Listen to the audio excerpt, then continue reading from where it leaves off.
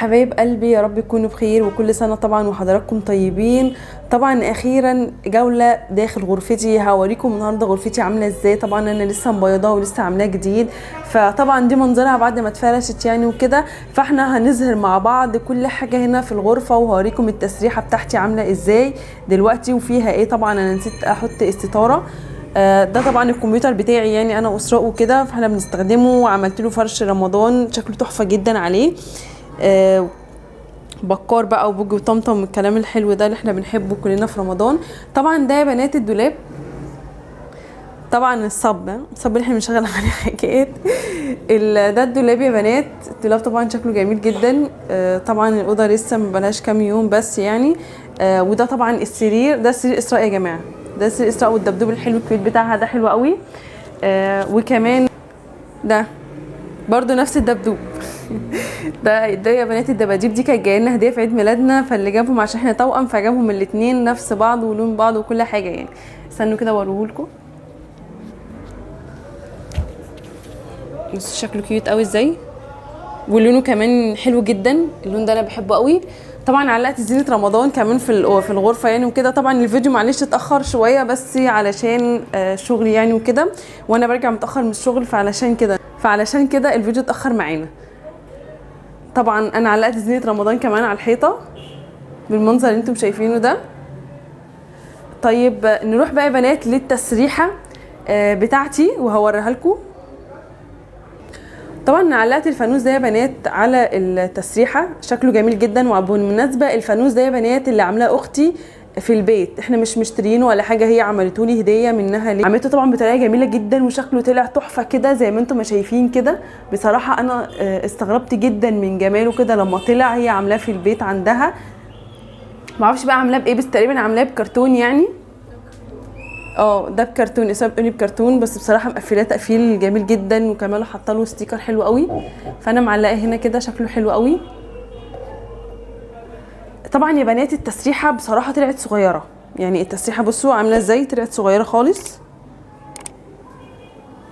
فمش مشكله يعني، المرايه بتاعتها شكلها حلو صغيره وكيوت قوي. فانا لسه هجيب كمان المرايه اللي هي مظلمه كتير قوي دي. بس قلنا نخلص من الاوضه الاول. ده طبعا الدبدوب شكله حلو قوي الاصفر ده. تعالي نفتح الدرج مع بعض. طبعا يا بنات الدبدوب ده اسمه بطه، مش دبدوب ولا حاجه، بس شكلها حلو قوي يعني. برضو دي كانت جايلي هديه يا بنات. وطبعا حرفي وحرف اسراء يعني وكده، والسبحه بتاعتي. وده رمود رمود الصب.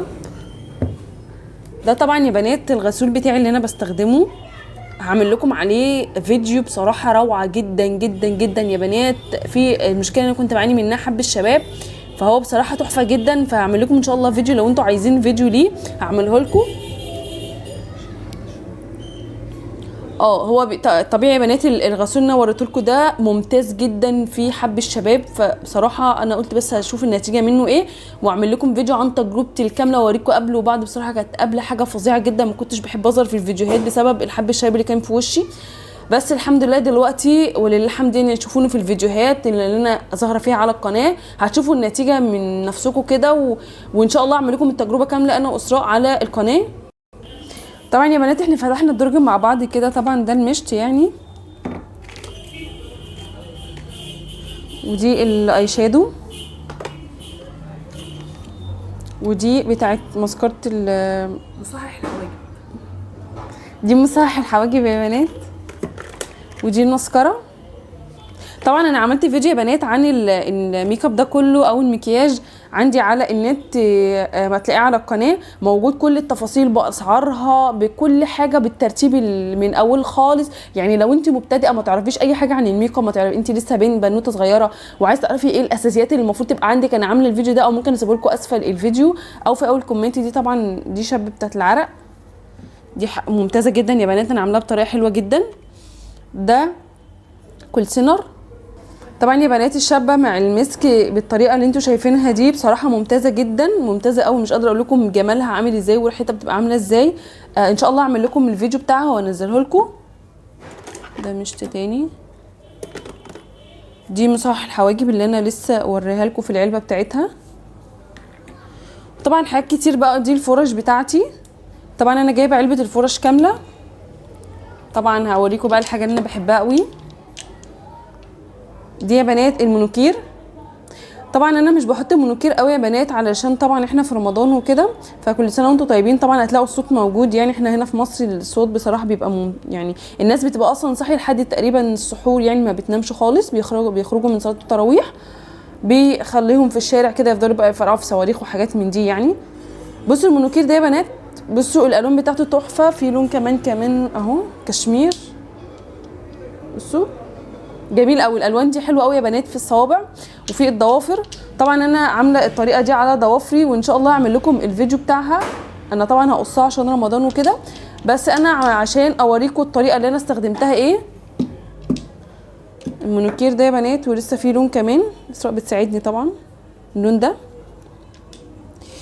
طبعا يا بنات في بقى الروج، وفي كمان في التسريحه بتاعتي دي البيوتي بلندر. طبعا السرنجه دي ساعات بستخدمها في حاجات كتير يعني. بصوا بقى الكولسينر، ودي بتاعت الحواجب كمان، دي بتاعت الحواجب، وده الكولسينر ممتاز قوي.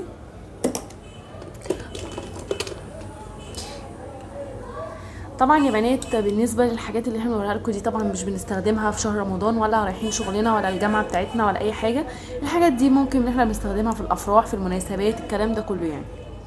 طبعا زي ما اسراء ما قالت يا بنات، الحاجات دي فعلا انا مش من هواة الناس اللي بتحب تحط الميك اب انا او هي او حاجه من دي، لا خالص، بكتر اني بتبوظ البشره اصلا يعني. فكل اعتمادي بتبقى على الحاجات اللي هي الماسكات، الحاجات الطبيعيه، الحاجات دي كلها. ما بحبش احط ميك اب خالص وانا رايحه الشغل، فالحمد لله يعني حاجه زي كده مش بحبها. حتى الدكتور اللي انا ماشيه معاه مانع خالص الموضوع ده بسبب المكياج وكده، فقال لي لا بلاش تحطي الحاجات دي خالص، عشان كده كده اصلا بتبوظ البشره. ده طبعا البيبي سكين، ده اللي هو ده اسمه ايه، ده برايمر. ده البرايمر يا بنات، نسيت يعني البرايمر ده اللي بحط قبل المكياج. طبعا انا قلت لكم الفيديو التفصيلي، انا هوريكم بس دلوقتي الحاجه اللي في التسريحه.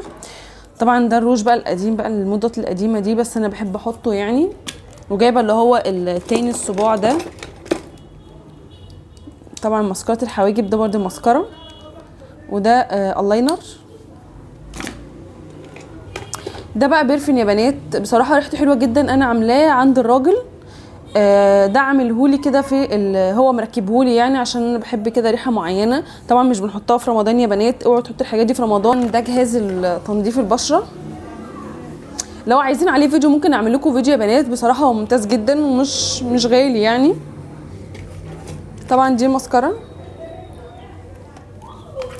في بقى اللي هي دي، انا قلبت التسريحه كلها يعني. في دي انا جايباها كلها على بعضها كده، جميله قوي يا بنات، وفيها فرش كتير جدا. حط على السرير كده. في ايه تاني، بتاع الاسنان، معجون، وده مرهم، ده مرهم، ده لحب الشباب، ده لحب الشباب. ودي اللي هي الهايلايتر، هايلايتر ده يا بنات.